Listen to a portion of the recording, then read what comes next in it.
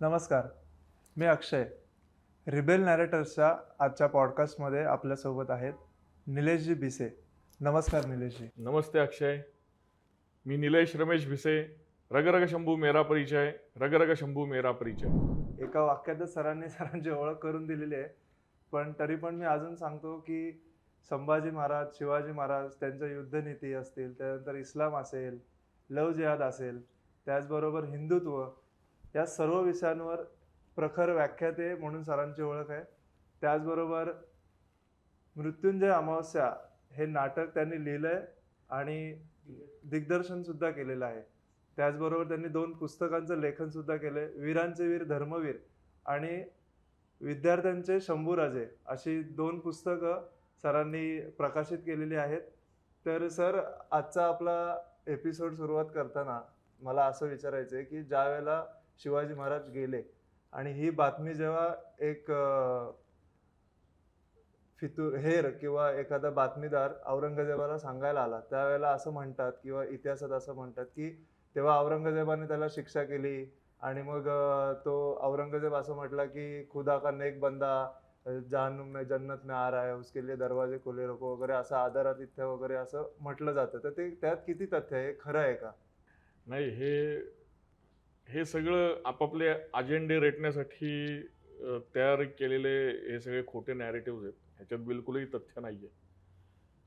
मुख्य म्हणजे जन्नत आणि जहन्नुम या संकल्पना काय आहेत त्याचा या लोकांचा अभ्यास नसतो. बरोबर. आणि औरंगजेब कसं काय म्हणेल की शिवाजी महाराजांसाठी जन्नत के दरवाजे खुले रखो. औरंगजेबाच्या दृष्टीने शिवाजी महाराज हे काफिर आहेत. बरोबर. आणि औरंगजेब हा कडवा इस्लामला मानणार आहे. त्यामुळे तो कुठल्या कशाच्या आधारे म्हणेल की जन्नत के दरवाजे खुले रखो. त्यामुळे या गोष्टींना काही अर्थ नाहीये, कुठला आधार नाहीये. औरंगजेब आणि सगळे त्याचे मुघली सरदार, त्याचे सगळे औरंगजेबाच्या दरबारात असणारे सगळे त्याचे दरबारी, सगळे त्याच्या ऐतिहासिक नोंद ठेवणारे सगळे इतिहासकार आणि एकंदरीतच औरंगजेबाची मानसिकता किंवा मुघलांची मानसिकता ही मराठ्यांकडे, राजपुतांकडे, शिवाजी महाराज, संभाजी महाराज यांच्याकडे कुठल्या मानसिकतेमधून ते बघत होते हे जरा नीट आपण समजून घेतलं पाहिजे समकालीन कागदपत्रांच्या आधारे. शिवाजी महाराजांचा जेव्हा मृत्यू झाला तेव्हाच मासिरी आलमगिरीतली नोंद अशी आहे की नीच सिवा असा शब्द वापरलाय मासिरी आलमगिरीमध्ये. नीच सिवा हा मासिरी आलमगिरीतला शब्द आहे, तो मी उद्धृत करतोय. बरोबर. नीच सिवा नरकाच्या खड्ड्यात बुडाला, ही नोंद आहे शिवाजी महाराजांच्या मृत्यूबद्दल केलेली. म्हणजे आताच्या इतिहासात जे दाखवलंय किंवा जे काय नाटकं किंवा हे जे मी आता म्हटलं ते सगळं लोकांनी रचलेलं आहे. हे रचलेलं म्हणजे हे स्वतःचे अजेंडे रेटण्यासाठी त्यांना काहीतरी स्वतःचे, तेही सगळी मंडळी एकतर कुठल्या तरी राजकीय पक्षांशी संलग्न असतात. त्या राजकीय पक्षांचे अजेंडे त्यांना रेटायचे असतात. सो कॉल्ड आत्ताचे काही आधुनिक मूल्य, त्या मूल्यांच्या आधारे मुद्दामून शिवाजी महाराज, संभाजी महाराजांच्या इतिहासाचं विकृतीकरण करायचं असतं. आणि काय नोंद ही एक नोंद सांगितली मी तुम्हाला. संभाजी महाराजांबद्दल काय म्हणलेलं आहे, नरकवासी संभा असा खाफी खान संभाजी महाराजांचा उल्लेख करतोय. त्या कारतलब खानाने त्या 82 साली लिहिलेल्या एका पत्रामध्ये संभा मखूर असा शब्द वापरलाय. संभा मखूर म्हणजे पराभूत झालेला, गया गुजरा असा उल्लेख संभाजी महाराजांबद्दल आहे. तर अशा सगळ्या काफर बच्चा जहन्नमी रथ असा उल्लेख केलाय आलमगीर नामामध्ये. तर हे काय आहे, रथ या शब्दाचा अर्थ काय? रथ या शब्दाचा अर्थ गया गुजरा आहे. बरोबर. म्हणजे एकंदरीत बघता औरंगजेब आणि इस्लामी राज्यकर्ते हे शिवाजी महाराज, संभाजी महाराज आणि एकंदरीत हिंदुत्ववादी राजांसाठी एकदम टोकाची भूमिका घेणारेच होते. पण ते आत्ताच्या कथाकथित इतिहासकारांनी त्यांचे अजेंडे पुढे जावे किंवा त्यांचं कुठला तरी एक दृष्टिकोन वळवावा लोकांचा, म्हणून हे सगळे खोट्यापणाने दाखवण्यात आलेल्या सगळ्या गोष्टी आहेत. हो, अगदी निश्चित. हे सगळे औरंगजेबाची जी मानसिकता आहे त्या मानसिकतेला पोषक हे सगळं वातावरण तयार करण्याचं काम चालू आहे. त्याच्यामध्ये सो कॉल्ड लिबरल्स, स्वतःला बुद्धिजीवी म्हणवणारे, हे सो कॉल्ड स्वतःला इतिहासकार संबोधणारे, हे जी काही मंडळी आहेत हे सगळे यांचे बगलबच्चे आहेत. बरोबर. आणि त्या प्रमाणात त्यांचं ते काम चालू आहे. खोट्या रीतीने इतिहासाचा प्रचार प्रसार करणं, त्या इतिहासाचं विकृतीकरण करणं, इतिहासाचं इस्लामीकरण करणं, असं हे सगळं चालू आहे. एक आपल्याला सगळ्या इतिहासातून माहितीच आहे की शिवाजी महाराजांच्या नंतर संभाजी महाराजांनी स्वराज्य वाचावं किंवा वाढावं यासाठी किती आतोनात प्रयत्न केले हे सगळं आपल्याला माहिती आहे.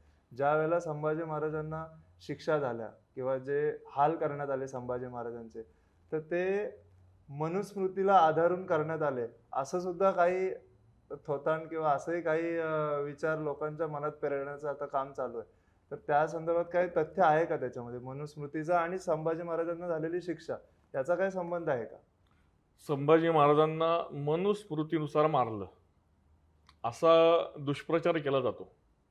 अनेक मोठमोठे वक्ते, राजकीय पक्षाचे आमदार, अध्यक्ष, अनेक मीडिया हाऊसेसचे प्रमुख सरसकट अशी मांडणी करतात की संभाजी महाराजांची हत्या मनुस्मृतीनुसार झाली आणि मोठमोठ्या आवाजात ओरडत ते स्टेटमेंट मीडियासमोर करत असतात. पण ह्याच्यातला एकही नमुना याचा संदर्भ देत नाही की मनुस्मृतीच्या कुठल्या श्लोकानुसार मारलं, मनुस्मृतीमध्ये काय सांगितलंय, काय काय गोष्टी सांगितल्यात मनुस्मृतीमध्ये की त्यामुळे संभाजी महाराजांना मारलं. आणि औरंगजेब हे मनुस्मृती वाचून आपला कायद्याची अंमलबजावणी करणार आहे का? आपण काय बोलतोय याचं थोडंसं तरी भान पाहिजे.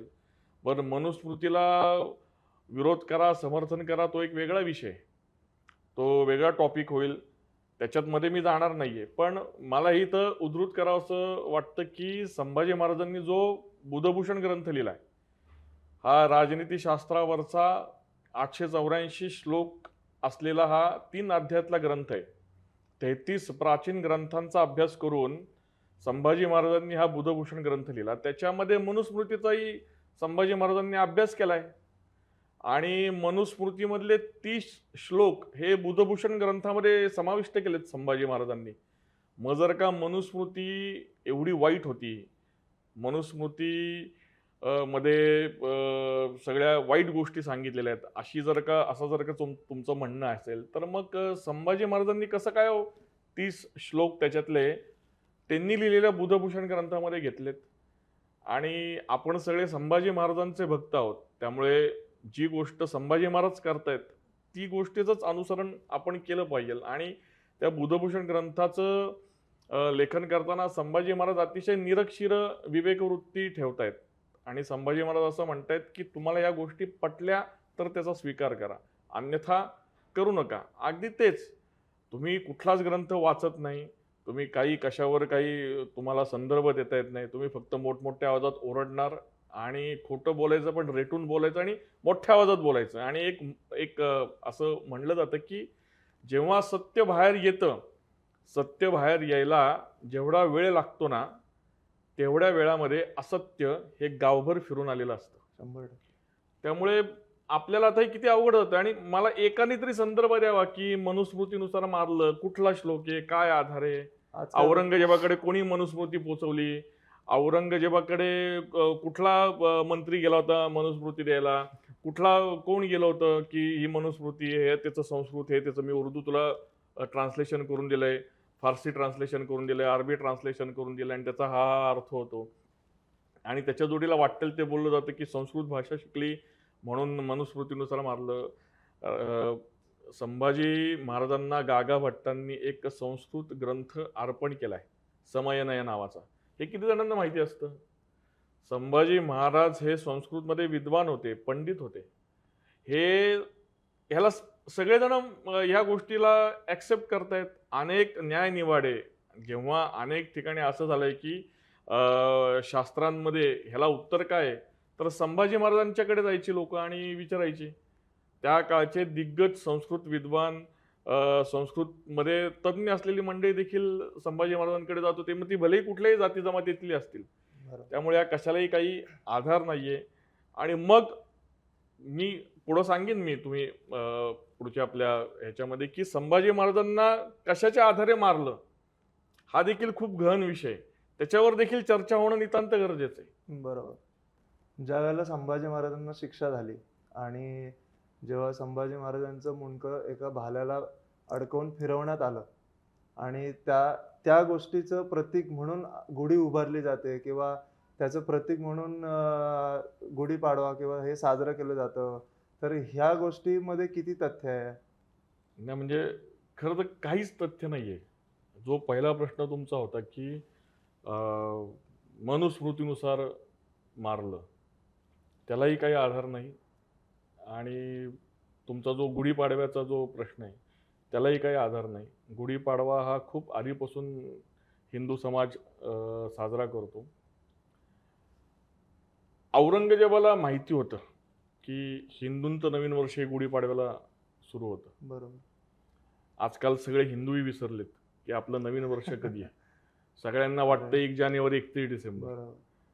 पण औरंगजेबाला नक्की माहिती होतं आणि औरंगजेब मुहूर्त शोधत होता. म्हणजे औरंगजेबाला ती वेळ हवी होती की कुठल्या वेळेला संभाजी महाराजांची हत्या करायची. 40 दिवस संभाजी महाराजांचे हाल करतोय औरंगजेब. संगमेश्वरी जेव्हा संभाजी महाराजांना अटक केली मुकरब खानाने, तेव्हा औरंगजेब अकलूजला होता आणि त्याला ही बातमी कळाली. अकलूजवरून तो निघाला आणि निघाल्यानंतर बहादूरगड, ज्याला आता आपण धर्मवीरगड म्हणतो, तिथं त्याची छावणी पडली. मुकरब खान संभाजी महाराज आणि कवी कलश यांना घेऊन तिथं बहादूरगडापाशी आला आणि 40 दिवस अनंत यातना सहन करतायत संभाजी महाराज. शिक्षांचे नवीन नवीन आविष्कार केले जात आहेत, नवीन नवीन शिक्षा शोधल्या जात आहेत की कशा रीतीने यांना हाल यांचे होतील, यांना यातना दिल्या जातील. असे सगळे एक्सपेरिमेंट चालू आहेत औरंगजेबाचे. आणि मग औरंगजेब थांबला. तो थांबला होता गुढीपाडव्यासाठी. बरोबर. गुढीपाडव्याच्या आदल्या दिवशी अमावस्या असते. त्या अमावस्येला संभाजी महाराजांची निर्घृण पाशवी अशी हत्या करण्यात आली. आणि मग दुसऱ्या दिवशी संभाजी महाराजांचं मस्तक हे भाल्यावर रोवून ते बुऱ्हाणपूरपर्यंत ते फिरवण्यात आलंय. हिंदू वस्त्यांमध्ये, हिंदू गावांमध्ये, हिंदू समाजामध्ये दहशतीचं वातावरण निर्माण व्हावं, भीतीचं वातावरण निर्माण व्हावं की पुन्हा कोणी काफिर, औरंगजेबाच्या भाषेत, की पुन्हा कोणी काफिरांनी अशी हिम्मत करू नये, माझ्या विरुद्ध, माझ्या जिहादच्या विरुद्ध, माझ्या दारुल इस्लामच्या स्वप्नाच्या विरुद्ध जाण्याचं कोणी धाडस करू नये.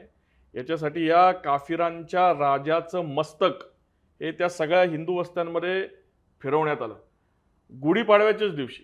ते औरंगजेबाने मुद्दामून केलं की नवीन वर्षाची ही सगळ्या हिंदू समाजाला दिलेली ही भेट, तुमच्या राजाचं मस्तक, आणि हिंदूंमध्ये दहशत बसावे हा त्याच्या पाठीमागचा उद्देश आहे. गुढीपाडव्याचा आदला दिवस अमावस्येला काळोख असतो. संभाजी महाराजांच्या बलिदानातून प्रचंड मोठी अशी तेजप्रभा उमटली. इथल्या तमाम रयतेने प्रचंड तेज घेतलं, या बलिदानातून प्रचंड मोठी स्फूर्ती घेतली आणि पुढे हा लढा 18 वर्ष सुरू आहे. त्यामुळे गुढीपाडवा आणि संभाजी महाराज यांचं बलिदान याचा संबंध काय आहे, तर संबंध असा आहे की औरंगजेबाला संपूर्ण हिंदू समाजात दहशत बसवायची होती. त्याला हिंदू समाजाला डिवचायचं होतं की बघा, तुमच्या या राजाचं मस्तक आम्ही फिरवतोय तुमच्या गावात गुढीपाडव्याला. नवीन वर्ष तुमचं सुरू होतंय ना, या नवीन वर्षाची भेट आहे माझ्याकडून. आणि ते मस्तक फिरवलं सगळीकडे. अशा समकालीन नोंदी आहेत सगळ्या. अत्यंत विदारक असं एकंदरीत चित्र हिंदू समाजासमोर औरंगजेबाने गुढीपाडव्याच्या दिवशी दाखवलं. तुम्ही आता म्हटलं की नवीन नवीन एक्सपेरिमेंट घेत होते, कुठल्या शिक्षा करायच्या, काय करायचं, तर त्याचा काय संदर्भ आहे का की कुठल्या ग्रंथाच्या आधारे किंवा कुठल्या न्यायपुस्तिकेच्या आधारे त्यांनी ह्या शिक्षा दिल्या महाराजांना, असं काय आहे का? खूप एकदम योग्य प्रश्न, की खरं तर हा प्रश्न आपल्याला पडला पाहिजे की कशाच्या आधारे हे सगळं केलं. तर हे कशाच्या आधारे केलं ते समजून घ्यायचं असेल आपल्याला, तर आपण आधी औरंगजेब समजून घेतला पाहिजे. औरंगजेब समजून घेण्यासाठी आपण इस्लाम समजून घेण्याची नितांत गरज आहे. जोपर्यंत आपण इस्लाम समजून घेणार नाही तोपर्यंत आपल्याला औरंगजेब कळणार नाही. आणि औरंगजेब कळला नाही आपल्याला तर छत्रपती शिवाजी महाराज, धर्मवीर छत्रपती श्री संभाजी महाराज हे कुठल्या मोठ्या संकटाविरुद्ध लढले ते संकट आपल्याला कळणार नाही, त्यांचं कर्तृत्व आपल्याला लक्षात येणार नाही. त्यामुळे त्यांचं कर्तृत्व जर का आपल्या पूर्ण लक्षात यावं असं आपल्याला वाटत असेल तर आपण औरंगजेब आणि इस्लाम याचा अभ्यास करणं नितांत गरजेचं आहे. आणि मग जेव्हा आपण हा अभ्यास करतो, जेव्हा आपण औरंगजेबाची कारकीर्द बघतो सगळी, तर औरंगजेबाने काय काय काम केलंय इस्लामसाठी. एक औरंगजेबाच्या बाबतीतच एक अशी नोंद आहे की सुलेमान मदबा म्हणून एक इस्लामी स्कॉलर्स आहेत. ते इस्लामी स्कॉलर त्यांनी असं औरंगजेबाबद्दल मत मांडले की औरंगजेबाच्या वेळी जर का दारा शिकोह मोगल साम्राज्याचा शहंशाह झाला असता तर इस्लामला तेवढे चांगले दिवस आले नसते आणि इस्लाम भारतामध्ये एस्टॅब्लिश पण झाला नसता. बरोबर. दारा शिकोहच्या वेळी औरंगजेब मोगल साम्राज्याचा बादशाह झाला, त्यामुळे आज भारतामध्ये इस्लाम हा एस्टॅब्लिश झाला असं मी नाही म्हणत आहे, असं सुलेमान मदबा हे इस्लामी स्कॉलर म्हणतात. तर इस्लाम, औरंगजेब या सगळ्या गोष्टीचं अध्ययन करण्याची नितांत गरज आहे. आणि मग औरंगजेबाने काय केलं, जेव्हा तो तख्तनशीन झाला, जेव्हा तो त्या तख्तावर बसला, त्याची ताजपोशी झाली, बघा किती हा एक संयोग आहे की 1689ला संभाजी महाराजांची निर्घृण अशी हत्या औरंगजेबाने केली. संभाजीराजे तेव्हा 32 वर्षाचे होते. संभाजी महाराजांचं 32वं वर्ष, त्या 32व्या वर्षी संभाजी महाराजांचं बलिदान झालंय. निर्घृण अशी हत्या औरंगजेबाने केली आणि औरंगजेबाचं राज्यारोहणाचं हे 32वं वर्ष आहे 1689. म्हणजे औरंगजेबाच्या राज्यारोहणाच्या 32व्या वर्षी संभाजी महाराजांचं 32 वर्षांचं आयुष्य हे औरंगजेबाने संपवलं. त्याला असं वाटलं की संभाजी महाराजांना मारल्यानंतर आता मी जिंकलो, पण असं झालं नाही. त्यामुळे मला असं जेव्हा बारकाईने मी या सगळ्या गोष्टी बघतो तेव्हा असं लक्षात येतं की जिवंत संभाजी राजे जेवढे औरंगजेबाचे शत्रू नव्हते ना, तेवढे मृत संभाजी राजे औरंगजेबाचे शत्रू झाले होते. एक मृत्यूतून एक चिरंजीवित्व संभाजी महाराजांना मिळालं आणि प्रत्येकाच्या हृदय सिंहासनावर संभाजी महाराज आरूढ झाले होते 100%. आणि पुढे संभाजी महाराजांच्या बलिदानातून प्रेरणा घेऊन 18 वर्ष हा संघर्ष चालू आहे. औरंगजेबाला काही हा संघर्षामध्ये यश मिळालेलं नाहीये. आणि मी जो मगाशी तुम्हाला सुलेमान मदबांचं जे मत सांगितलं, जे मी तुम्हाला राज्यारोहणाचे जे संयोग सांगितला, तर औरंगजेब पहिल्यांदा जेव्हा तख्तनशीन झाला तेव्हा त्याने एक सगळ्यात महत्त्वाचं काम केलं, म्हणजे आपलं राज्य कशाच्या आधारे चालवायचं याच्यासाठी त्याने एक ग्रंथ तयार केला. त्या ग्रंथाचं नाव आहे फतवाए आलमगिरी.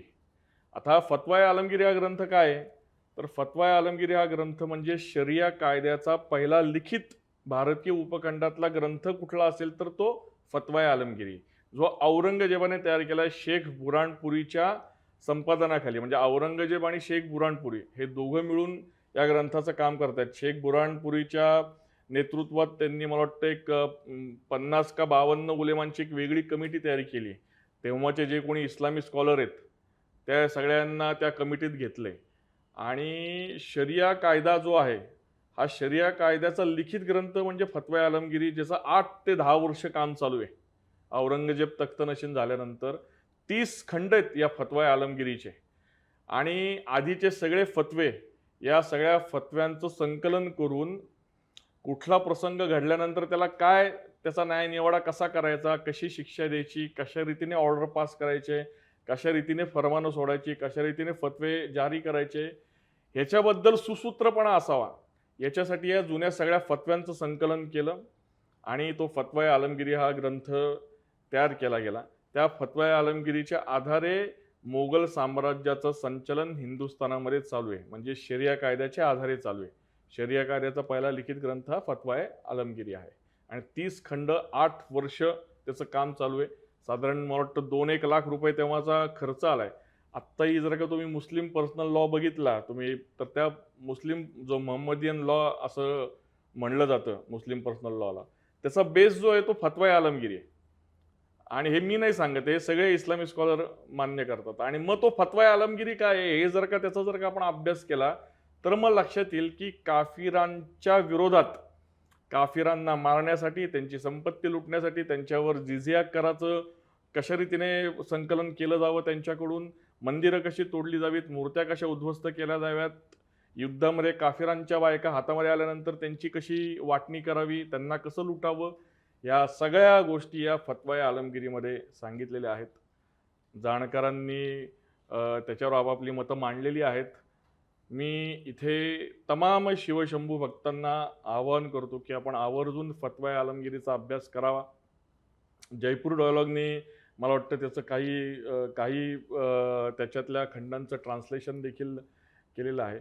आणि मग या फतवा आलमगिरीच्या आधारे जेव्हा ज्या काही संभाजी महाराजांची जी काही हत्या झाली तेव्हाच्या ज्या समकालीन नोंदी आहेत त्यामध्ये नोंदी अशाच आहेत की सगळ्या मुल्ला मौलवींच्या त्यांचं मत घेऊन त्यांच्यातले त्यांनी जे काही फतवे जारी केले, या फतव्यांच्या आधारे मुसलमानांचा सगळ्यात मोठा दुश्मन, अशी नोंद आहे बरं का समकालीन, हे काही मी माझ्या मनाचं सांगत नाही, अशा सगळ्या नोंदी आहेत की मुसलमानांचा सगळ्यात मोठा शत्रू असणारा काफर बच्चा संभा याला ज्यांनी इस्लामी शहर लुटलेली आहेत, ज्यांनी मुसलमानांना त्रास दिलेला आहे, त्याला मारने वाले की तलवार से या दिवशी मारले गेले, अशा नोंदी आहेत. आणि त्याच्या सगळ्या त्या शिक्षाला पण हे फतवा आलमगिरीच बेस होता.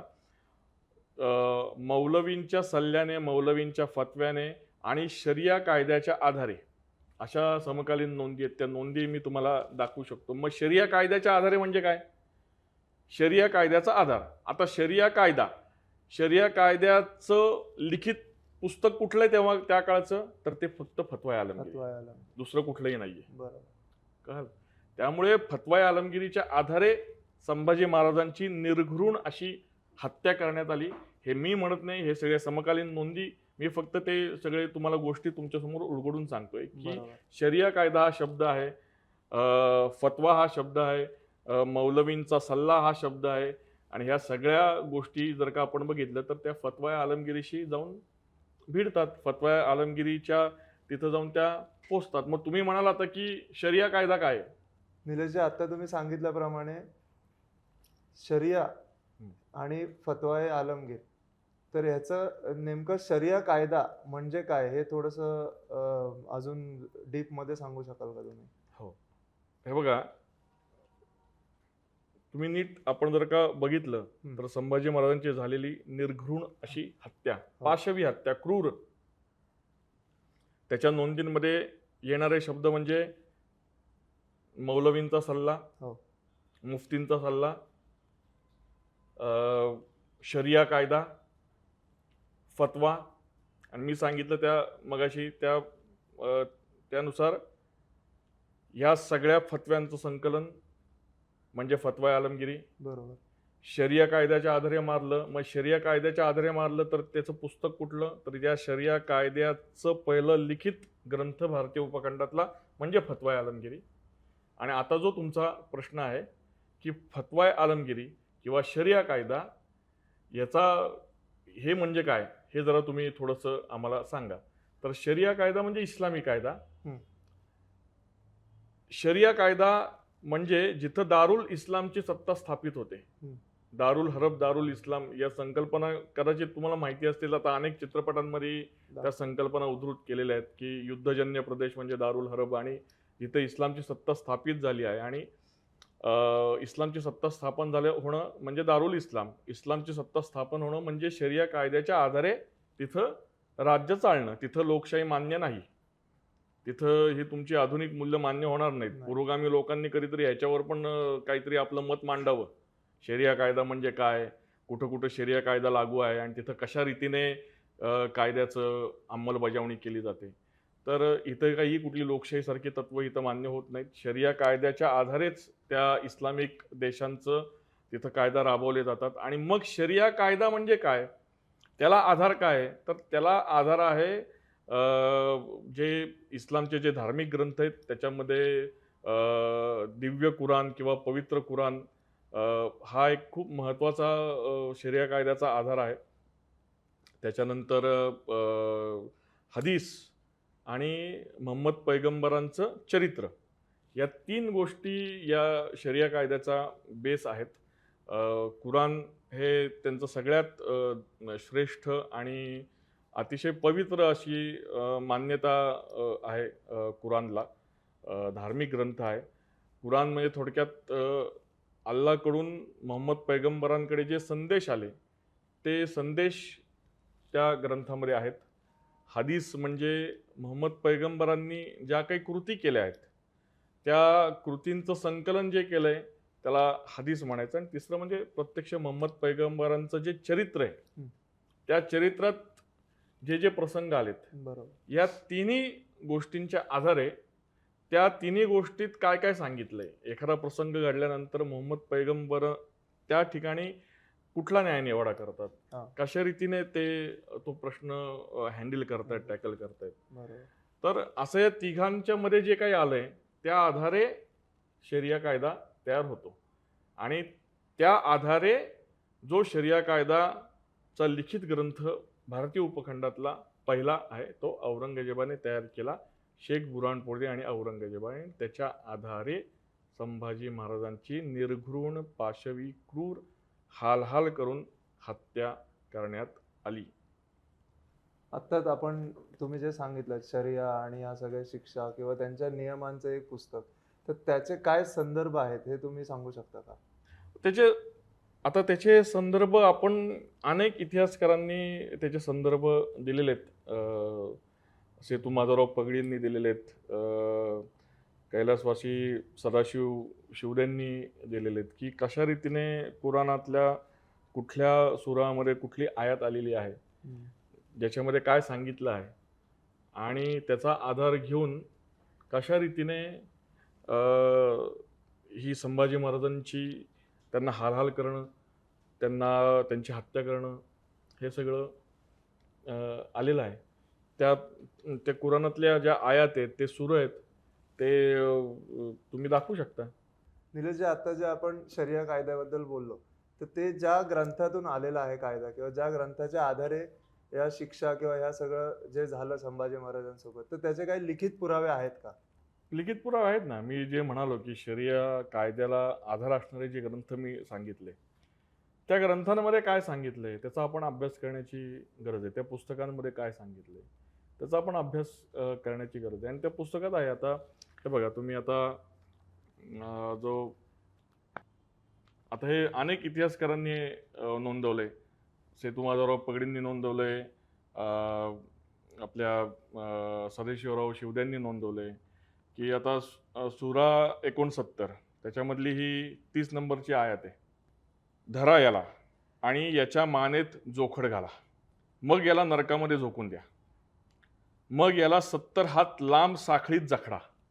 हा श्रेष्ठ व उच्चतर अल्लावर श्रद्धाही ठेवत नव्हता. आता या शिक्षा आहेत काफिरांसाठी. आता या कुराणातल्या शिक्षा आहेत. मी जे काही सांगितलं त्या ग्रंथांमध्ये दिलेलं आहे, हे मी लिहून आणले. म्हणून जेव्हा या अश्रद्धावंतांशी, अश्रद्धावंत, आता ही आपण नीट समजून घेतलं पाहिजे, श्रद्धा आणि अश्रद्धा. अश्रद्धावंत म्हणजे नास्तिक नाही. आपल्याला वाटलं श्रद्धा ठेवणारा म्हणजे आस्तिक आणि श्रद्धा ठेवत नाही म्हणजे नास्तिक, असं नाहीये ते. अश्रद्धावान किंवा ज्याची श्रद्धा नाहीये तो म्हणजे नास्तिक नाही. तर जो इस्लामवर श्रद्धा ठेवत नाही, अल्लाचे जे प्रेषित आहेत त्यांच्यावर जो श्रद्धा ठेवीत नाही तो अश्रद्ध. बरोबर. म्हणजे थोडक्यात नॉन मुस्लिम. तिथं नास्तिकता आस्तिकता असा काही विषय नाहीये. म्हणून जेव्हा या अश्रद्धावंतांशी तुमचा सामना होईल तेव्हा पहिले काम म्हणजे मानेवर प्रहार करणे. हे जे आपण बघतो ना की अनेक ठिकाणी माना कापल्या जातात, माना तोडणं, शिरच्छेद करणं, मानेवर प्रहार करणे. जेव्हा तुम्ही त्यांना चांगल्या प्रकारे ठेचून काढाल, हे मी वाचतोय, हे मी लिहून आणलंय, हे मौलाना मौद्दी ज्यांना इस्लामी जगतामध्ये देखील मान्यता आहे, अशांनी जे भाषांतर केलेलं आहे, बरोबर. त्या ग्रंथातल्या मी या नोंदी लिहून आणलेल्या आहेत, त्या मी वाचतोय. हं? ते जे काय आहे आणि हे जे काय, हे काय मी माझ्या मनाचं सांगत नाही किंवा ह्याच्यामध्ये काय कोणाची भावना दुखवण्याचा हेतू नाही किंवा कुठल्या धर्माच्या विरोधात मी बोलत नाही. बरोबर. मी नीट समजून सांगतोय काय सांगितलंय ते. जो खरा इतिहास हा. आहे जे काय नोंदी आहेत आणि हे ते पण ऍक्सेप्ट करतील. आपली जी पुरोगामी मंडळी आहेत ना, ते ऍक्सेप्ट करत नाहीत. प्रॉब्लेम हा आहे. हे सगळे इस्लामी स्कॉलर ऍक्सेप्ट करतात, सगळं इस्लामी वर्ल्ड हे सगळ्या गोष्टी ऍक्सेप्ट करतं, पण आपल्यातली जी पुरोगामी बाणगुळं आहेत ना, ती फक्त या गोष्टी ऍक्सेप्ट करत नाहीत. म्हणून जेव्हा या अश्रद्धावंतांशी तुमचा सामना होईल, तेव्हा पहिले काम मानेवर प्रहार करणे, आणि जेव्हा तुम्ही त्यांना चांगल्या प्रकारे ठेचून काढाल तेव्हा त्यांना बांधून ठेवा. ठेचून काढल्यानंतर बांधून ठेवा. नंतर त्यांच्यावर अनुग्रह करा किंवा खंडणी घ्या इथपर्यंत की ते शरण येतील. ते जोपर्यंत शरण येत नाहीत तोपर्यंत त्यांना अशा रीतीने हाल करा किंवा ते खंडणी द्यायला तयार होत नाहीत. खंडणी म्हणजे काय, तर थोडक्यात जिझिया कर. बरोबर. हे आहे तुम्ही करावयाचं काम. अल्लाने इच्छिले असते तर स्वतःच त्यांच्याशी निपटले असते, परंतु जेणेकरून तुम्हा लोकांना एका दुसऱ्याच्या द्वारे आजमावावे, आणि जे लोक अल्लाच्या मार्गात मारले जातील, त्याच्यानंतर ती पुढची बरोबर. आयात आलेली आहे. म्हणजे महाराजांना ज्या शिक्षा झाल्या हं. त्या सगळ्या शरिया आणि शरिया अंतर्गत जे ग्रंथ आले त्याला अनुसरून आहे याचे- शरियाला बेस असणारे ग्रंथ म्हणजे कुराण, हदीस, मोहम्मद पैगंबरांचं चरित्र. बरोबर. त्याच्या आधारे शरिया कायदा तयार होतो. जो शरिया कायदा तयार केला औरंगजेब आणि शेख बुरहानपुरीने, बरोबर. त्याचा लिखित ग्रंथ फतवा आलमगिरी, फतवा. आणि त्या फतवा आलमगिरीच्या आधारे संभाजी महाराजांची निर्घृण, पाशवी, क्रूर अशी हत्या करण्यात आली. त्याला समकालीन नोंदींमध्ये शरिया कायद्यानुसार असा उल्लेख आलेला आहे, फतव्यानुसार असा उल्लेख आलेला आहे, मौलवींच्या सल्ल्यानुसार असा उल्लेख आला आहे. आता हा मौलवींचा सल्ला म्हणजेच मौलवींनी शरिया कायद्याच्या आधारे जारी केलेला फतवा. आता हा अभ्यास फक्त करण्याची गरज आहे. आणि काही जणांना म्हणजे ते ऐकूनच घ्यायचं नसतं. त्यांनी एकदा ठरवून टाकलेलं आहे. त्यांना ते त्यांच्या मी विशेष करून पुरोगामी बाणगुळांबद्दल बोलतोय की त्यांनी ठरवून ठेवलंय की आम्हाला ह्याच्याकडे बघायचंच नाहीये, आम्ही आमची मतं बदलणारच नाही, आणि हे मग दुसऱ्यांना लोकशाहीची मूल्य शिकवणार, स्वतः कोणाचं ऐकून घेणार नाही. ही पुरोगामी खोड मोडली पाहिजे की आम्ही म्हणतो तेच खरं आणि आम्हाला कोणी अक्कल शिकवायची नाही आणि आमचं मत हेच राहणार आहे. आणि तेच म्हणजे हे तसंच झालं ना, कुराणाची आयात एकदा अवतीर्ण झाली की झाली, त्याच्यामध्ये बदल होऊ शकत नाही. त्याचप्रमाणे हे पुरोगामी लोकांचं आहे की आम्ही म्हणतो तेच खरं, आम्ही बदलण्याची मानसिकताच नाही आमची. बरोबर. म्हणजे हे अजून सांगतो तुम्हाला, हे एक नाही, मी भरपूर आणलंय. बरोबर. जर दांभिक आणि ते लोक ज्यांच्या हृदयात रोग आहे, ते जे मदिनेत प्रक्षोभक अफवा पसरवणारे आहेत, आपल्या कारवायापासून परावृत्त झाले तर आम्ही त्यांच्या विरुद्ध कारवाई करण्यासाठी तुम्हाला उभे करू. आता इथं मदिनेचा उल्लेख आलाय, तर तो काय संघर्ष आहे तोही आपल्याला माहिती पाहिजे. त्याच्यावर वेगळं खरं तर एक पॉडकास्ट आपण करू शकतो. परत कुराणामध्ये पण मक्का काळ आहे, मदिना काळ आहे. मक्का काळातल्या ज्या आयत आल्या त्याचा संदर्भ वेगळा आहे, मदिना काळातल्या आयत आलेल्या त्याचा संदर्भ वेगळा आहे. त्याच्यावर आपण कधीतरी नंतर बोलूया, पण हेच सगळीकडे मानलं जातं. आणि तोच न्याय आत्ता मुसलमानांसाठी देखील आणि नॉन मुस्लिम लोकांसाठी देखील वागणूक कशी असली पाहिजे हे ह्याच्यामधूनच शिकवलं जातं. आपल्या कारवायापासून परावृत्त झाले नाही तर आम्ही त्यांच्या विरुद्ध कारवाई करण्यासाठी तुम्हाला उभे करू. मग ते या शहरात तुमच्या समवेत मुश्किलेनेच राहू शकतील. त्यांच्यावर चोहून कडून धिक्काराचा मारा होईल. जिथे कुठे ते सापडतील पकडले जातील आणि भयंकररित्या ठार मारले जातील. हे दोन पक्ष आहेत ज्यांच्या दरम्यान आपल्या पालनकर्त्यांसंबंधी वितंडवाद आहे. त्यांच्यापैकी ते लोक ज्यांनी सत्य नाकारले म्हणजे थोडक्यात अल्लाह आणि त्यांच्या प्रेषितांवर विश्वास ठेवला नाही, हे सत्य नाकारणं झालं. सत्य नाकारले त्यांच्यासाठी अग्नीचा पोशाख तयार केला गेला आहे. त्यांच्या डोक्यावर उकळते पाणी टाकले जाईल. त्यामुळे त्यांची केवळ त्वचाच नव्हे तर पोटाच्या आतील भाग देखील वितळेल आणि त्यांचा समाचार घेण्यासाठी लोखंडी घण असतील. हे आहे सूरह क्रमांक 22 आयत क्रमांक 19, 20, 21. आता 22. जेव्हा जेव्हा ते घाबरून नरकामधून बाहेर पडण्याचा प्रयत्न करतील परत त्यातच ढकलून दिले जातील की चाखा आता जळण्याच्या शिक्षेची चव. आता हे काय मी माझ्या मनात सांगत नाहीये, हे काय मी लिहिलेलं नाहीये. बरोबर. मी फक्त ते लिहून आणले जे काय त्या ग्रंथामध्ये. हे कोणी वाचू शकतं, हे ओपन आहे, कुठेही अवेलेबल होऊ शकेल. तुम्ही गुगल केलं, नेटवर सर्च केलं तरी तुम्हाला मिळेल. मी जे जे सूरा क्रमांक सांगितलेत, जे जे आयत क्रमांक सांगितले तुम्ही नेटवर सर्च करा. मी जर का खोटं बोलत असेल तर. या आज्ञाधारकते शिवाय म्हणजे इस्लाम शिवाय जो कोणी अन्य एखादा धर्म अंगीकारत असेल त्याची ती जीवन पद्धत कदापि स्वीकारली जाणार नाही व मरणोत्तर जीवनामध्ये तो अयशस्वी व विफल होईल. आता कशा रीतीने ह्याचे संदर्भ आपण जोडू शकतो ना. काय बरोबर. जी लोक म्हणतात ना की संभाजी महाराजांचा आणि धर्माचा काही संबंध नाही,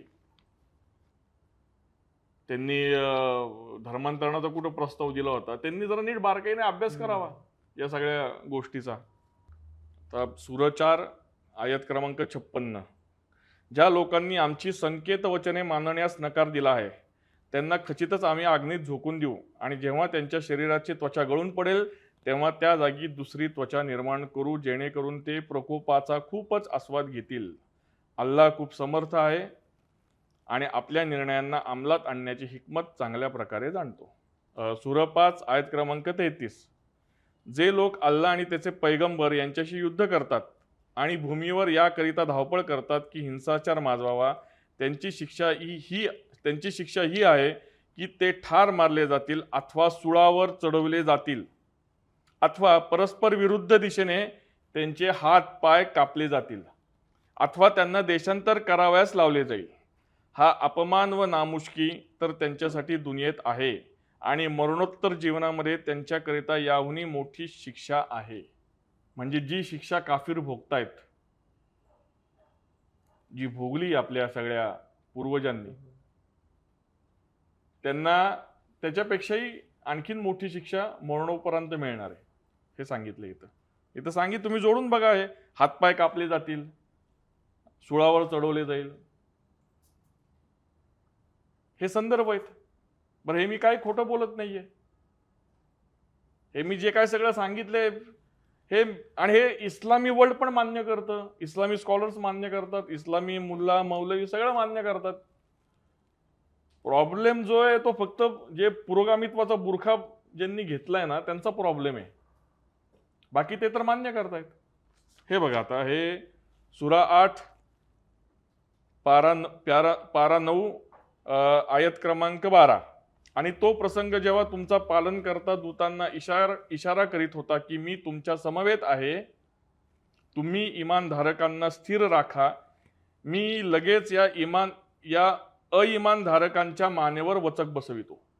इमानधारक आणि अइमानधारक, तर तुम्ही त्यांच्या मानांवर मारा. म्हणजे काय आहे मानांवर मारणं? म्हणजे काय आहे हे काय वेगळं सांगायला पाहिजे का? व सांध्यावर आघात करा. सांधे कुठं असतात शरीराला? म्हणजे काय करायचंय? आघात करायचंय. म्हणजे हे या कारणास्तव की या लोकांनी अल्लाह व त्याच्या पैगंबरांचा विरोध केला आणि जो अल्लाह व त्याच्या पैगंबरांचा विरोध करतो अल्लाह त्याच्यासाठी अत्यंत कठोर पकड करणारा आहे. ही आहे तुम्ही लोकांची शिक्षा. आता याचा आस्वाद घ्या आणि तुम्हाला माहीत व्हावे की सत्याचा इन्कार करणाऱ्यांसाठी नरकाची यातना आहे. मग इथं शिक्षा भोगायचीच आहे आणि पुन्हा नरकात म्हणजे जहन्नुम मध्ये जाऊन पण शिक्षा भोगायची. सूरह 9 पारा 10 आणि आयत क्रमांक 14 आणि 15. त्यांच्याशी लढा, अल्लाह तुमच्या हाताने त्यांना शिक्षा देईल, त्यांना अपमानित करील व त्यांच्या मुकाबल्यात तुम्हाला मदत करील. त्यांना अपमानित करील म्हणजे धिंड काढली महाराजांची. हे काय? हा अपमानच करायचा होता ना. त्यांना महाराजांना शारीरिक यातनांपेक्षा ज्या मानसिक यातना दिल्या गेल्या, हिंदूंचे अभिषिक्त छत्रपती, त्या अभिषिक्त छत्रपतींची केलेली हे सगळं क्रूर चेष्टा, त्यांना दिलेल्या सगळ्या मानसिक यातना, उंटावर बसवून त्यांची काढलेली धिंड, त्यांना लोक दगड मारतायत, भाले टोचून मारतायत. जेव्हा सिंह असतो ना, सिंह, प्रत्यक्ष कोणी सिंहाच्या समोर पण जाऊ शकत नाही हो. नजरेला नजर भिडवणं तर दूरच आणि दगड मारणं तर दूरच, समोर पण जाऊ शकत नाही. पण तो जेव्हा सिंह ज्याला कोंडलं जातं, जेव्हा त्याला कैद केलं जातं, जेव्हा पिंजऱ्यात त्याला अडकवलं जातं ना, तेव्हा मग हे सगळे बाजार बुणगे हे असे कुचेष्टा करतात. जशी कुचेष्टा आपल्या महाराजांची केली. महाराज म्हणजे आपले सिंहच होते. केशव पंडित म्हणतायत, सिंहाप्रमाणे नव्हे तर प्रत्यक्ष सिंहच, असं केशव पंडित संभाजी महाराजांचं वर्णन करतायत. आणि मग हे सगळे लफंगे, हे बाजार बुणगे सगळे, हे दगड मारतायत, हे भाले टोचतायत, ही सगळी मानसिक यातना क्रूर पाशवी. आणि हे आम्ही बोलायचं नाही. बरं, हे आम्ही बोललो की भावना का दुखवतात बरं? आमच्या महाराजांना दिलेल्या क्रूर यातना आम्ही सांगायच्या नाहीत? या यातना आम्ही काय सांगायचं? म्हणजे दबाव आहे आमच्यावर. काय लोक स्टेटमेंट करतात, आमच्यावर दबाव होता म्हणून आम्ही ते भाग वगळले. काय काय कुठं चाललोय आपण? जे महाराजांनी भोगलं ते आम्ही बोलायचं नाही. जे महाराजांनी सहन केले ते आम्ही लोकांना सांगायचं नाही. सांगितलं पाहिजे काय महाराजांनी सहन केलं ते यातना. आणि हे सांगायचं नाही, हे तुम्ही आमचा आवाज दाबणार. कारण की मग इथला सगळा समाज हा या इस्लामिक जिहाद विरुद्ध लढायला उभा राहील ना, ते नकोय त्यांना. म्हणून मग ह्याच्यावर बोलायचं नाही, ह्याच्यावर काय भाष्य करायचं नाही. ही तुमची लोकशाहीची मूल्य आहेत का? हे तुमचं अभिव्यक्ती स्वातंत्र्य, आम्ही बोलायचं नाही? जे काय आमच्या महाराजांनी भोगलं ते आम्ही सांगायचं नाही लोकांना, आमच्या युवा पिढीला, आमच्या बालकांना?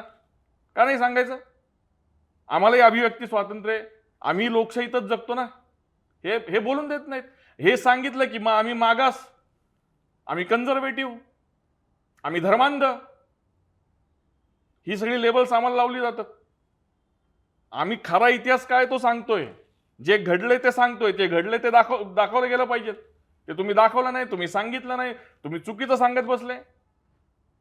आणि म्हणून मग तळपायाची आग मस्तकात जाते जेव्हा या सगळ्या नोंदी वाचतो ना आम्ही.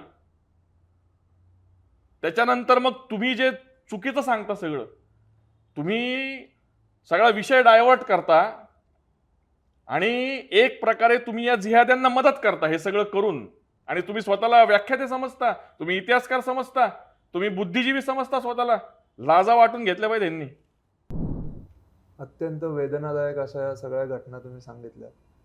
तर या व्यतिरिक्त संभाजी महाराजांच्या बलिदाना व्यतिरिक्त काही घटना घडल्या आहेत का अशा घटना घडल्या आहेत ना महाराष्ट्रामध्ये. जर का आपण महाराष्ट्राचा विचार केला तर नेताजी पालकरांची घटना, त्यांचं झालेलं धर्मांतर, आणि नेताजी पालकरांप्रमाणेच शंभूनाथ म्हणून त्यावेळेसचाच एक असाच जहागीरदार आहे, मला वाटतं नंदुरबार किंवा तिकडच्या बाजूचा आहे तो. आणि 1703 सालची घटना आहे, मला वाटतं 1702 का 1703 सालची. 1689ला संभाजी महाराजांचं बलिदान आहे, 1703ची घटना आहे. शंभूनाथ नाव आहे. त्याला असंच मोगलांनी धरलं आणि त्याला यातना द्यायला सुरुवात केली, त्याचा हालहाल करायला सुरुवात केल्यानंतर त्यांनी धर्म बदलला आणि त्यांनी स्वतःची सुटका करून घेतली आणि त्याला मानमरातब पण त्याला मोगलांकडून मिळाला. हे महाराष्ट्रातल्या मी या घटना सांगतोय. महाराष्ट्रामध्ये जसं नेताजी पालकरांचं घर वापसी झाली, शुद्धीकरण झालं, त्यांना पुन्हा हिंदू करण्यात आलं, त्याचप्रमाणे संभाजी महाराजांनी गंगाधर पंत कुलकर्णी याची घर वापसी केली, याचं शुद्धीकरण केलं आहे. मोगलांनी बळजबरीने त्याला मुसलमान केलं आणि त्याच्यानंतर तो मोगलांकडून निष्ठून आल्यानंतर संभाजी महाराजांच्या चरणापाशी आला आणि संभाजी महाराजांनी त्याला पुन्हा हिंदू करून घेतलं. त्यामुळे धर्माचाच विषय आहे, धर्माचाच संबंध आहे. संभाजी महाराजांनी कुठेही धर्माच्या बाबतीत तडजोड केली नाही. कुठेही आपले जीवनमूल्य, आपले कोर व्हॅल्यूज याच्या बाबतीमध्ये कुठेही संभाजी महाराजांनी कॉम्प्रोमाइज केलं नाही. महाराष्ट्र आणि महाराष्ट्राच्या बाहेर देखील अशा घटना घडलेल्या आहेत. तुम्ही जाट समाजाचे नेते, जाट समाजाचे वीर यांच्यावर पण औरंगजेबाने अशाच क्रूर पाशवी यातना दिलेल्या आहेत. शीख गुरु परंपरा आहे, त्याच्यामध्ये गुरु तेग बहादूरांना दिल्लीच्या चांदणी चौकामध्ये बसून त्यांचा आधी 5 दिवस त्यांना यातना दिल्या आणि त्यांचा शिरच्छेद केला सगळी गर्दी जमवून. गुरु तेग बहादुरांबरोबर भाई मतीदास, भाई दयालदास, भाई सतीदासांना बांधलंय, त्यांचे एका खांबाला पाय बांधलेत आणि अक्षरशः त्यांचं मांस आणि रक्त असं ओरबाडून बाहेर काढलंय. ते रक्त आणि मांस असं ओरबाडून खाली टाकत होते, रक्ताच्या चिळकांड्या ओढत होत्या. असे क्रूर वेदना त्यांनी सहन केल्या. असे भाई दयालदास, ज्यांना कढईमध्ये उकळत्या पाण्यात टाकून दिलं. त्याचप्रमाणे भाई मतीदासांना झोपून त्यांना करवतीने एखादं लाकूड जसं उभं चिरतात त्या पद्धतीत, म्हणजे आऱ्याने त्यांना असं उभं कापलं गेलं. तेव्हाचं ते वर्णन असं आहे की ते कापणाऱ्यांचे पण हात थरथर कापायला लागले, कारण की जिवंत शरीराला उभं चिरलेलं नव्हतं त्यांनी आजपर्यंत कधी. त्या जल्लादांनी त्यांनी काम केलं, त्यांचे हातही असे थरथर कापायला लागले. आणि तेव्हा भाई मतीदास असं म्हणतायत की आरा प्यारा लगत है अब विलंब चलाए, जान जाती है तो जाने दे लेकिन प्यारा धर्म ना जाए. हा इतिहास आहे हिंदूंचा, हा इतिहास आहे आपल्या धर्मवीर छत्रपती श्री संभाजी महाराज आणि त्यांच्यासारखे अनेक वीर. महाराष्ट्रातलं हे दैदिप्यमान बलिदान धर्मवीर छत्रपती श्री संभाजी महाराजांचं आणि महाराष्ट्राच्या बाहेर घडलेले हे सगळे प्रसंग आणि आपला धर्म टिकवण्यासाठी महाराष्ट्राच्या बाहेर देखील शेकडो हिंदूंनी दिलेलं हे दैदिप्यमान बलिदान, ज्यामुळे आपला हा धर्म हा जिवंत राहिला. आणि त्यामुळे जी लोक म्हणतात ना धर्माचा काही संबंध नाही, त्या लोकांनी ह्या सगळ्या गोष्टींचा अभ्यास केला पाहिजे. ही सगळी उदाहरणं आहेत. गुरु गोविंद सिंगांचे पुत्र, 4 पुत्र, 2 पुत्र तर युद्धभूमीवर वीरगतीला प्राप्त झाले आणि 2 पुत्र जोरावर सिंग, फतेह सिंग, ज्यांना भिंतीमध्ये चिणून मारण्यात आलं. सुकुमार कोवळे असे 7 वर्ष आणि 9 वर्ष, मला वाटतं एक्झॅक्टली मी सांगू नाही शकत, पण 7 आणि 9 वर्षाचं वय येते, थोडंसं वयाचं मागं पुढं होईल. त्या वयामध्ये जोरावर सिंग आणि फतेह सिंग यांना उभं केलंय आणि इस्लामच्या नावावर, जिहादच्या नावावर भिंतीत चिणून मारलं. बराच वेळ झाला आपण बोलतोय. शंभू चरित्राचं सार काय आहे? शंभू चरित्राचे सार किंवा संभाजी महाराजांच्या चरित्रातून आपण काय शिकावं किंवा काय प्रेरणा घ्यावी आपण या धगधगत्या चरित्रामधून, तर संभाजी महाराजांनीच आपल्याला बुधभूषण ग्रंथामध्ये आपल्या सर्वांसाठी हे काय शिकलं पाहिजे, आपण काय प्रेरणा घेतली पाहिजे हे आपल्यासाठी सांगून ठेवलंय. संभाजी महाराजांनी जो बुधभूषण ग्रंथ रचलाय त्याच्या 2ऱ्या अध्यायात श्लोक क्रमांक 611 मध्ये संभाजी महाराज आपल्याला असं सांगतायत. तो श्लोक मी सांगतो. जीवितम मृतकम मन्ये देहिनाम धर्मवर्जितम मृतो धर्मेण संयुक्तो दीर्घजीवी भविष्यती. अर्थात धर्माला सोडून केलेले आचरण हा मनुष्य जिवंत जरी असला तरी तो मृतवत असल्याचंच लक्षण आहे. आणि धर्मासाठी धर्माचरण करताना जर तो देहधारी मनुष्य मृत्यू जरी पावला तरी तो चिरंजीवी ठरतो, असं संभाजी महाराज सांगतायत. आणि शंभू चरित्राचं सारच हे आहे.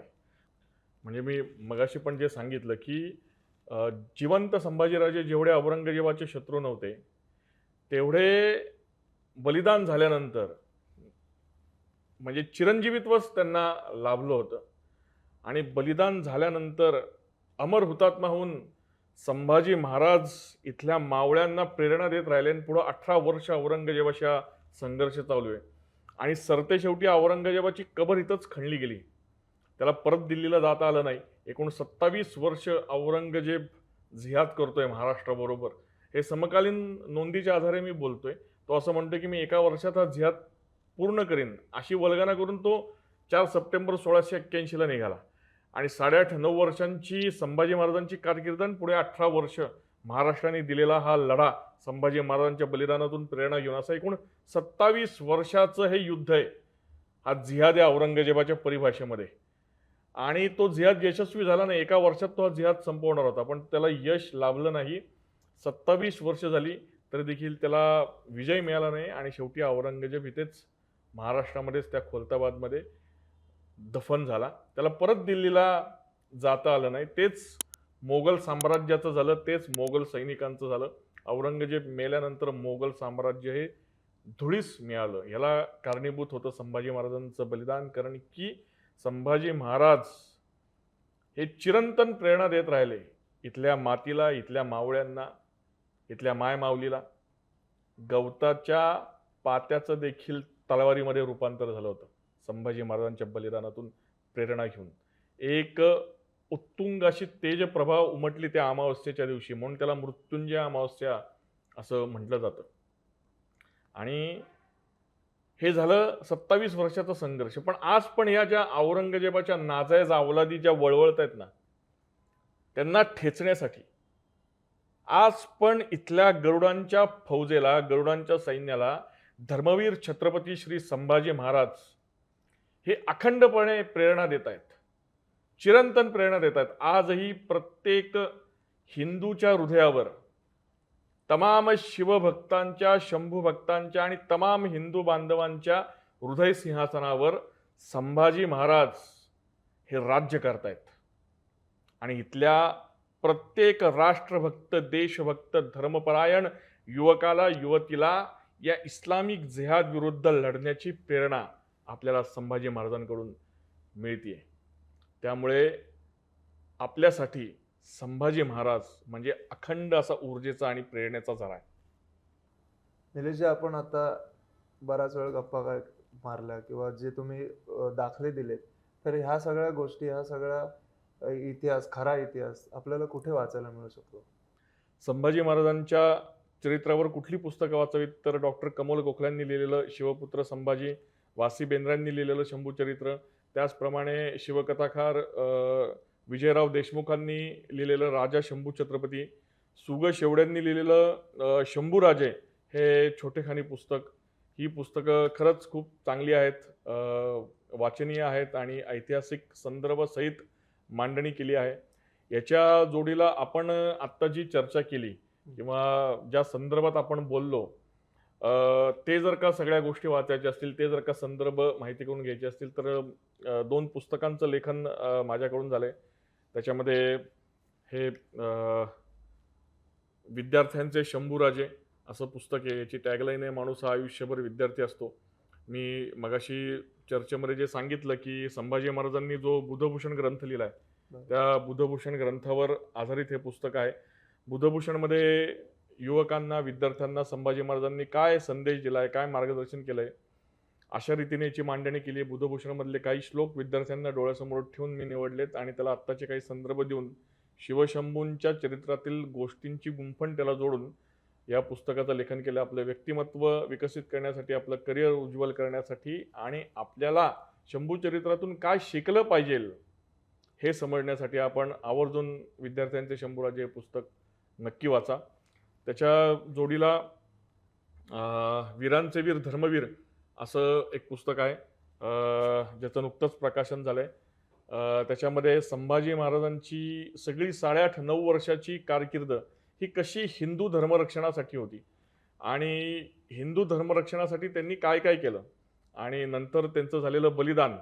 आणि आत्ता आपण जे विषय, ज्या विषयांवर चर्चा केली, ते सगळे विषय, हिंदवी स्वराज्य म्हणजे नक्की काय होतं, मोगल मराठा संघर्ष म्हणजे नक्की काय होता, त्याचे समकालीन संदर्भ, कशा रीतीने कोणाविरुद्ध ही लढाई होती, कोणासाठी ही लढाई होती, ही सगळी मांडणी मी वीरांचे वीर धर्मवीर या पुस्तकात केलेली आहे. या पुस्तकाची टॅगलाईन आहे, आता हे हिंदू राज्य झाले. हे वाक्य, ही टॅगलाईन काही माझी नाही आहे, तर संभाजी महाराजांचीच आहे. एका शिलालेखातलं संभाजी महाराजांचं हे वाक्य आहे की आता हे हिंदू राज्य झाले. तर आपल्या आत्ता चर्चेला अनुसरून ही दोन्ही पुस्तकं आहेत आणि बाकीची मी पुस्तकं सांगितली ती आवर्जून आपण वाचावीत. वा, खूपच प्रेरणादायी अशी माहिती आज तुमच्याकडून आम्हाला मिळाली. माझं तुम्हाला सर्वांना एकच सांगणं आहे की ही जी 2 पुस्तकं आहेत, जी स्वतः निलेश सरांनी लिहिलेली आहेत, तर ती नक्की वाचा. या पुस्तकांबद्दल माहिती किंवा ही पुस्तके कुठे मिळतील याची माहिती आम्ही डिस्क्रिप्शनमध्ये देत आहोत. नक्की व्हिजिट करा. आणि निलेशजी, तुम्ही आज इथे वेळात वेळ काढून आला तुमच्या व्यस्ततेमधून, तर त्याबद्दल आपले मनःपूर्वक आभार. खूप खूप धन्यवाद अक्षय, मला इथं बोलवल्याबद्दल. तुझे मी मनापासून आभार मानतो आणि तसेच रिबेल नॅरेटर्स या चॅनलचे देखील मी मनापासून आभार मानतो आणि सगळ्यांना नम्रपणे विनंती करतो, इतिहास जसा घडला आहे तसा हल्ली सांगितला जात नाही. त्याला अनेक ठिकाणी वाकवलं जातं, झुकवलं जातं, तोडलं जातं, नष्ट निर्मूल करण्याचा देखील प्रयत्न केला जातो आणि मग तिथं आपल्याला पाहिजे असणाऱ्या गोष्टी ॲड करून तो इतिहास आपल्यापर्यंत येतो. पण खरा इतिहास काय आहे हे जर का जाणून घ्यायचं असेल तर तुम्ही सर्वांनी आवर्जून रिबेल नॅरेटर्स या चॅनलला लाईक करा, सबस्क्राईब करा आणि जास्तीत जास्त या चॅनलमधले सगळे एपिसोड हे अनेक आपल्या सगळ्या ग्रुप्सला फॉरवर्ड करा. धन्यवाद. निलेश रमेश भिसे, रग रग शंभू मेरा परिचय, रग रग शंभू मेरा परिचय. जय श्रीराम, जय शिवराय, जय शंभूराजे.